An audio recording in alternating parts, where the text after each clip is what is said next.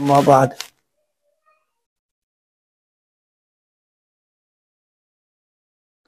ہم میں سے ہر آدمی کے ساتھ دو چیزیں ہیں، ایک تو حالات ہیں اور دوسرے شریعت کے احکامات ہیں۔ شریعت کے جو احکامات ہیں وہ عبدیت اور بندگی کی وجہ سے ہیں، چونکہ ہم اللہ تعالیٰ کے بندے ہیں، لہذا ہمارے لیے زندگی گزارنے کے احکامات انہوں نے دیے ہیں۔ اس کا تقاضا یہ ہے کہ اس کو پابندی کے ساتھ، استقامت کے ساتھ اس پر آدمی عمل کرے۔ دوسری چیز ہے حالات۔ یہ اللہ کا ایک حکیمانہ نظام ہے کہ اس نے حالات کو یکساں نہیں رکھا ہے۔ دیکھیے، اوقات کے اعتبار سے کبھی دن ہے کبھی رات ہے، ایسا نہیں کیا کہ دن مسلسل بنا دیا ہو یا یہ کہ رات مسلسل بنائی ہو، دن بھی رکھے اور رات بھی رکھی، یہ اوقات کی تبدیلی۔ پھر اسی طریقے سے کبھی سردی ہے کبھی گرمی ہے، کبھی تیز سردی پڑ رہی کبھی تیز گرمی ہو رہی ہے، کبھی صحت مند ہے آدمی کبھی بیمار ہے، کبھی خوشحالی میں کبھی فقر و فاقوں میں۔ تو یہ حالات ہیں جو آتے جاتے رہتے ہیں۔ تو اب حالات کا تقاضا کبھی ایسا ہوتا ہے جو عبدیت کے تقاضے کے خلاف ہوتا ہے، یعنی حالات میں اندر سے جی چاہتا ہے اور نفس کہہ رہا کہ بھائی ارے یہ کر لو، لیکن احکامات کا تقاضا یہ ہے کہ نہیں، کرنا یہ ہے۔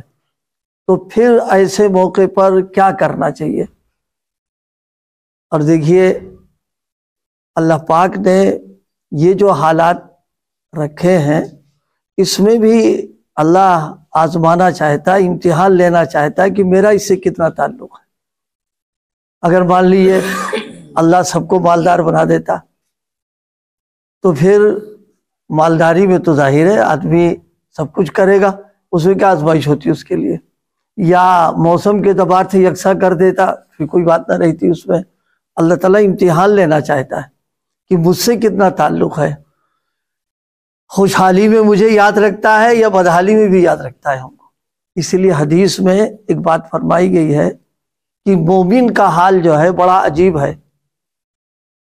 ان اصابہ خیر حمد اللہ و شکر، اگر اس کو کوئی خیر یہاں عام ہے، بالکل خیر مال کے اعتبار سے بھی ہے، خیر صحت کے اعتبار سے بھی ہے، خیر حالات کے اعتبار سے بھی ہے، خیر جو ہے اپنے گھر والوں کے اعتبار، سب خیر ہی خیر ہر اعتبار سے۔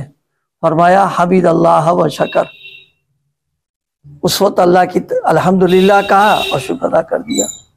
وَإِنْ أَصَابَهُ ضُرٌّ، اور اگر کوئی اس کو نقصان اور تکلیف والی بات آ گئی، مالی اعتبار سے، اپنے گھر والوں کے اعتبار سے، اپنی صحت کے اعتبار سے، اپنے کاروبار کے اعتبار سے یا زمانے کے اعتبار سے، فرمایا حمد اللہ و صبر، الحمدللہ اس وقت بھی کہہ رہا اور صبر بھی کر رہا ہے وہ۔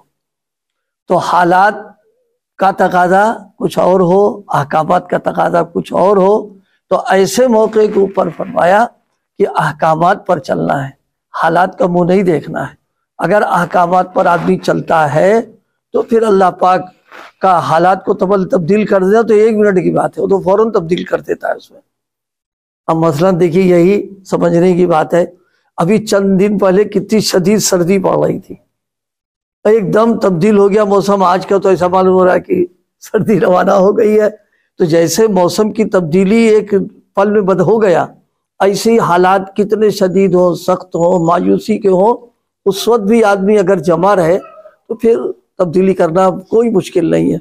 تو حالات کے پیچھے بھاگنا یہ عبدیت نہیں ہے، احکامات کے پیچھے چلنا یہ عبدیت کی بات ہے۔ یہ کہ حالات جیسے بھی ہو، اس وقت کل ابھی کتاب آئی تھی، کل ہی پرسوں اس کو میں دیکھ رہا تھا، کیسے کیسے ہمارے بزرگوں پر حالات آئے ہیں، لیکن انہوں نے پھر بھی جماؤ پیدا کیا، پختگی پہ رہے، اللہ نے حالات بدل دیے۔ حضرت حکیم الامت نور اللہ مرقدہ کے ایک مجاز ہیں جو حضرت مولانا اطہر علی صاحب بنگال کے تھے. وہ حضرت کی دارالعلوم سے ان کی فراغت بھی ہوئی ہے, یہاں فاضل فارغ بھی ہوئے. وہ حضرت تھانوی کے مجاز بھی تھے اور انہوں نے اس علاقے میں بہت کام کیا ہے. تو کچھ حالات ان کے تحت آ گئے تھے, تو لکھا کہ انہوں نے اپنا حضرت مفتی شفیع صاحب رحمۃ اللہ علیہ کو اپنے حالات لکھے, چونکہ پیر بھائی تھے ان کے. لکھا مختصر حال زار 17 دسمبر کو گرفتاری ہوئی, لاٹھی اور بیت سے سر کو سخت زخمی کیا گیا, بے ہوش ہو گیا, 5 گھنٹے تک خون کا فوارہ جاری رہا. انا للہ و انا الیہ راجعون. 7-8 سیر خون نکل گیا. ناک پر ہاتھ رکھ کر انہوں نے دیکھا سانس بالکل ختم. مگر اسی طرح یہ حقیر کیسے بچ گیا, خدا کی کرشمہ کا خود کو ہے. یہ حالات ہم نے پڑھ لیے سن لیے, لیکن جس پر گزر رہی ہوگی, ابھی ذرا سا کچھ ہو جائے تو ہمارا حال کیا سب ہو جاتا ہے, لیکن اس ساتھ یہ حال پیش آ گیا. 17 مہینے سے جیل خانے میں ہوں. اس جان کا جیل خانے میں اختلاج قلب کا 12 دورہ پڑا. 16 اپریل سے 8 روز معدے سے خون جاری ہے اور اختلاج کا دورہ بڑھتا رہا. صاحب نسبت ہے, بڑے عالم ہیں اور علاقے میں ان کی اپنی وہ ہے, لیکن یہ کہ اب مجاہدہ آ گیا, ان کے ساتھ میں حالات آ گئے. بحالت جاں بلب بیرونی ہسپتال میں بھیجا گیا. اب دورہ تو بند ہو گیا مگر بدن میں خون نہیں رہا. مشکل صرف فرض کھڑے ہو کر پڑھتا ہوں, چلنے کی طاقت نہیں ہے. آج ڈسچارج کر دیا گیا ہے. یہ اس پر سنا رہے تھے, ہم لوگ حالات کا منہ دیکھ کر کے بھاگنے لگتے ایک دم. نماز کون پڑھتا, تلاوت کون کرتا, مسجد کون آتا ہے, کہتے ارے یار اب حالات ایسے چھوڑو چلو اس کے پیچھے. یہ سن کتنا زبردست, اللہ تعالیٰ محفوظ فرمائے. حالات کے تو کبھی آدمی مانگے ہی نہ, ہمیشہ عافیت مانگتا رہے, لیکن بہرحال اللہ کی طرف سے ہوتے ہیں, حالات آئے. لیکن ایسے حال میں بھی فرمایا کہ فرض نماز کھڑے ہو کے پڑھ لیتا ہوں, چلنے کی طاقت نہیں آج, لیکن صحت نہ ہوئی دعا فرما دے, صحت اور قوت عطا ہو جائے, موت بالایمان, نجات من العذاب نصیب ہو جائے. اتنا بڑا آدمی ایسے حالات میں بھی کسی 2 چیز کی تمنا کر رہا ہے, ایک تو ایمان پر خاتمہ ہو جائے اور ایک وہاں سے بچ جائے. رہائی کے لیے کوششیں ہو رہی, کامیابی کے لیے دعا فرما دیجیے. یہ اللہ پاک, یہ حالات جو ہے نا, یہ ہم لوگوں کے لیے گویا کہ نمونہ رہتا ہے, تاکہ تھوڑا سا یہ رہے کہ بھائی ہمارے ہی ساتھ تھوڑے نہیں تو اور پڑھوں کے ساتھ بھی ہوا ہے. پھر وہ کیسے رہے, یہ ہمارے لیے اس میں رہنمائی بھی ہوتی کہ ہم کو بھی اللہ پاک اولن 3 آزمائشوں سے بچا لے اللہ پاک. ہم اگر نارمل حالات میں بھی استقامت کے ساتھ رہے, یہی بہت بڑی بات ہے. ہم تو نارمل حالات میں بھی نہیں رہ پاتے, اس وقت تو بالکل لفظ ایسا سوار ہو جاتا ہے ہمارے سر کہ ارے یار سب ٹھیک ٹھاک ہے, چلو کیا کرنا ہے. نہیں, جب آدمی نارمل حالات میں نہیں رہ سکتا ہے تو اللہ نہ کرے کوئی آزمائش کی بات, اس میں کیا رہ پائے گا, اس میں ایک دم چھوٹ جائے گا آدمی کو اس پر. اس لیے بھائی آج جو خاص طور سے آگے کی بات اور بڑے سبق کی سنیے. فرمائے کہ جس ظالم نے, ایک پورا واقعہ ہے, جس ظالم نے حضرت کو زد و کوب کر کے سر میں زخم شدید کے ذریعے خون کا فوارہ جاری کر دیا تھا, اس کے باپ نے جب حضرت سے معذرت کی درخواست کی تو حضرت نے ہنس کر جواب دیا, تم لوگ اب کیا کہتے ہو, میں نے تو اسی وقت ہوش آتے ہی معاف کر دیا تھا. یہ اس سے بڑی بات ہے ان کی. یہ ہے سیرت اور سنت کی بات. یہ منہ سے کہہ دینا تو بہت آسان ہوتا ہے, لیکن عمل کر کے. آج ذرا سا ہم کو کسی طرف سے کوئی معاملہ آ جائے تو معافی چاہے مانگے, اور دل میں رہتی کہ پھنسو گے تو بتا دیں کہ رہتا ہے, بس زبانی کہتے ارے جاؤ ٹھیک ہے چلو.